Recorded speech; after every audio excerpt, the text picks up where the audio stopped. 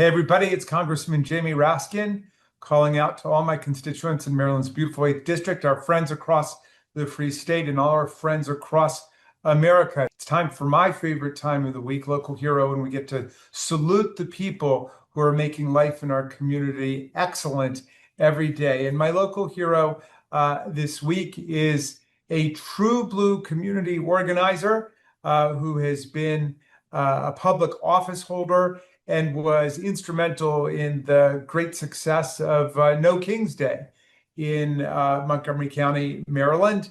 It is Jill Ortman-Fouse from Silver Spring. She's a lifelong advocate for community empowerment and education and social justice. She was an elected member of the Montgomery County School Board. She was a policy advisor to a Montgomery County councilman, Tom Hucker, and she's really led efforts to open up opportunity in our schools, to mobilize new career pathways for people to improve access to mental health resources. And she's been very strong about welcoming immigrant families, LGBTQ families, federal workers and their families, as well as other people targeted by the Trump administration into both school communities and then our community generally. She was the president of Communities United Against Hate. She left that to go work on the Kamala Harris for President campaign. And after that unfortunate loss, Jill threw herself back into community organizing and has worked with fellow people in the Democratic opposition to stand strong for democracy and human rights and freedom in our community throughout Montgomery County and across Maryland. She's also part of team consulting, where she helps agencies and NGOs make meaningful progress through strategic planning and team building. Jill, I wanted to recognize you because you're such a major force in our community. You're also emblematic of the people that just created the most massive public demonstration and protest in the history of the United States of America. So for all these reasons, congratulations, you're our local hero. Thank you. I am extremely honored. Much appreciated. Thank you, Jamie.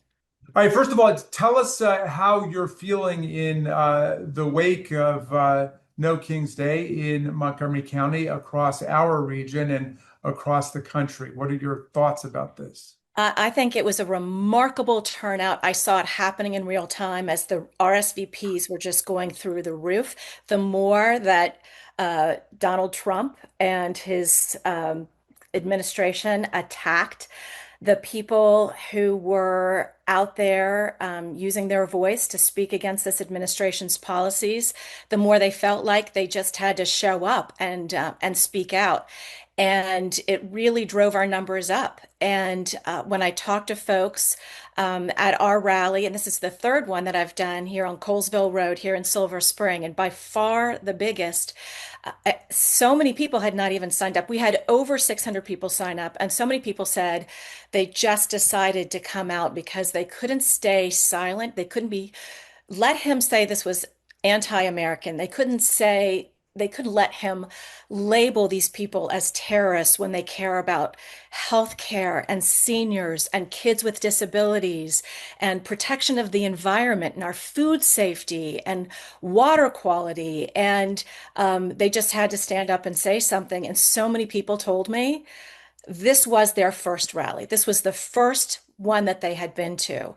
And I think that's why everybody just came out of the woodwork across the country. And they left with their cups full of joy. And I've gotten so much feedback, and I've passed on some of it to you. After the rally, they do a survey of people who attended. What did you think? And it was 100% positive. People from all backgrounds, all ages, saying that they met people who felt the same way as they did, and it meant everything to them. Like they were starting to lose hope. Their anxiety was getting the best of them.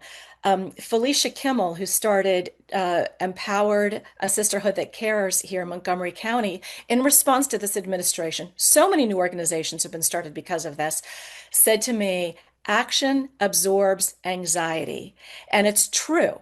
That's what I'm seeing happen. And all these people didn't know how relieved they would feel when they were among people who saw what was happening, who could validate their feelings and Hmm. wanted to do more. Of Well, course, and yeah, I was just that's going to say beautiful. I love that, the action absorbs or eliminates anxiety. anxiety, Uh, yes. Mike Johnson, my colleague, the Speaker of the House, said this was going to be a hate America rally. And that also, I think, inflamed a lot of public emotion, and brought a lot of people out. What was the spirit? Did you see a Yes, hate-filled I saw, spirit anywhere in Montgomery County? yeah, I saw so many people who were veterans, who had mothers or fathers who were veterans, who proudly displayed their American flag. They love this country. They believe in the promise of this country.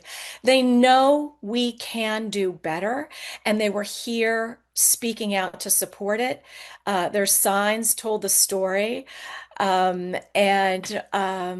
they were here to be a witness and say they know what's happening. And And that's a patriotic emotion, the idea that you love your country so much you're going to fight for it and to make it better. Um, so, well, in our community, and we saw people rallying from Bethesda to Rockville to Tacoma Park to Wheaton, Cabin only John, Olney, Leisure World, you name it. But we've got a lot of federal workers and a lot of federal worker families. We have a lot of federal contractor families.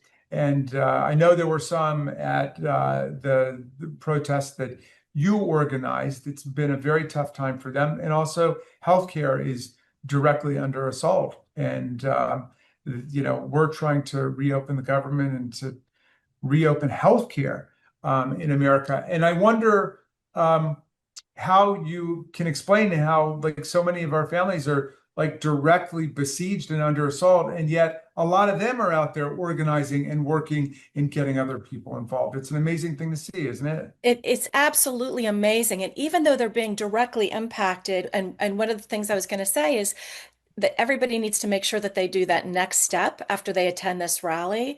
And I can, give some examples of that. But even the folks that were in DC, Jenny Ababu with WMU interviewed people who were waiting in lines for the capital area food banks, and there were handing out food, and they were saying that they fully supported you and everyone else who's fighting to keep healthcare.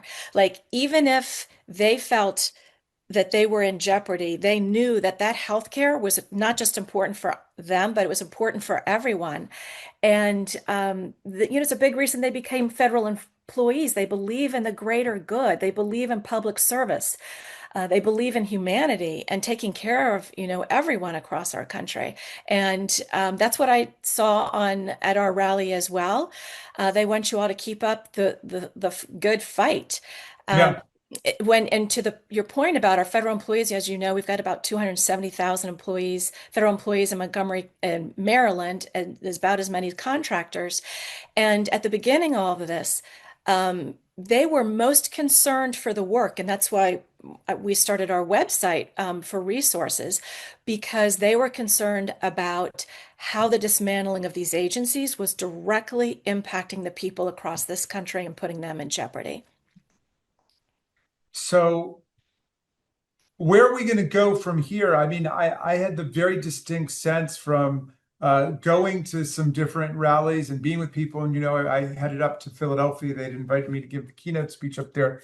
And so I did that. But wherever I was, whether it was Maryland or PA or New Jersey, I had the sense that this really had become a movement, that this was more than just a single manifestation of public feeling, but that people are already looking forward. And I wonder to what extent, I don't know if you participated in the Indivisible conversation they had Yes. last night, but where things are going and how this movement is going to be an effective political vehicle for people to resist the demolition of the federal workforce, the federal government, particular agencies, NIH, FDA, NOAA, and so on. While they are joining organizations and starting their own, groups that are going to be canvassing everywhere. They're doing it now, writing letters, reaching out to local representatives, letting people know about what's happening, educating the public, and they're doing fantastic work. There's dozens of new Indivisible chapters that have been started. Right here, Lisa Fuller with Indivisible Moco Woman is doing wonderful work. Eden Durbin with Do the Most Good. Dory with Silver Spring Progressive Action. Ruth Martin with Moms Rising. We have so many wonderful people who have stepped up in this moment to strategically help us move forward to stop this administration at every turn, and they will be turning folks out. And I mean, that's what the Republicans are very afraid right now. As you know, in North Carolina, they have there will be gerrymandering the maps. It's passed the House and Senate in North Carolina Yeah, because they know that Trump can't win again down there with his approval rating is 39% in North Carolina. They know they can't win insane. without gerrymandering. So that's what they're trying to do. That's not going to stop us. We will turn out in North Carolina. I went down to North Carolina last time. My friends, my neighbors, everybody is fully committed to doing what we did last time and turning out and turning it up down there and getting people out to the ballot box. I want to ask you just a couple of final questions. One is that you recited a brief abbreviated list of some of the extraordinary people that are in Montgomery County who've been organizing to maintain this incredible social solidarity. That's a remarkable thing to have so many people who've decided to commit themselves, at least substantial part-time or full-time or more, to this movement to defend democracy and freedom. And I'm wondering just about some of the relationships and friendships that you have formed with people throughout our community across Montgomery County and across Maryland in this process. A lot of people are folks that I'd worked with before in my work, but then new people have joined the work and we are welcoming them warmly. When we started our website of resources, Civic Action Hub MD, I reached out to Ariane Ung, who has been instrumental in the Asian American community. I reached out to Ambreen Khan, who has done a lot of coalition building. And then we had new activists who have joined us, like Molly Manier, who started with the folks starting the NIH vigils to memorialize the impact that all the cuts have had at NIH. And people didn't know what all these agencies did before, but these people are sharing the work and sharing the importance of all of these agencies, and USAID and all the work they did around the world. And I think that people are much more educated across our community, across our country. And I think this was actually a big wake-up call uh, for everyone who didn't know that our public service, our federal public service employees are doing work that everybody depends on. And the majority of people in our country want a nonpartisan expert civil service corps to be doing this work. And now they're starting to make all those connections so we don't let anything like this ever happen again. Yeah. Jill, let me ask you, because people throw this question at me all the time when I'm out on the road. But given that you've been in public office, you've been in lots of campaigns, you were involved in the Harris campaign, the Harris Walz campaign, and you're in this fight to the finish for the federal workers, for immigrant communities, for the LGBTQ plus community, and so on. But what keeps you going? What are the ingredients of hope and energy that make you a full-time plus community activist? I think it's two things. The mighty 8th district is quite extraordinary. We are unique across the country in the depth of our diversity by every background with people from all over the world. And having lived in community in that diversity from every identity and every background, you get an appreciation of the fullness of life that can be. And you want to speak out for all of these folks. And at the same time, you're with so many other people that feel the same way as we do. who are using their skills and they're using their expertise and they want to make a difference. They reach out and they say, Jill, what can I do? How can I help? Um, and I just love the way everybody is stepping up. It gives me so much joy and energy that people are not sitting back and being cynical. They're saying, "What can I do? I want to make a difference. I'm up for the fight and I'm gonna do it. I'm gonna keep going and we can all do it. If we work together, we can do hard things, as Kamala Harris told us, and we will continue to do it." Yeah. Well, and what was the other thing? Were you going to mention your family maybe? Because I know you've got a Oh my gosh, yes. You met my husband Dave again, of course, I know Dave well. at our event, and my son and his girlfriend were there as well. And yeah, it's definitely a family affair. We we've my kids have been raised in our diverse schools, and they want to be there for their neighbors and their community and the rest of the country as well, and they want to stand up for democracy. And I really appreciate their support. They are remarkable, and they remind me every day what we're fighting for. All right. That is community organizer in Montgomery County, the irrepressible Jill Ortman-Fouse. Everybody, please blow up her phone and emails and texts with your messages of encouragement. And thanks for her being an organizer full time for democracy and freedom in our country. Thank you, Jill.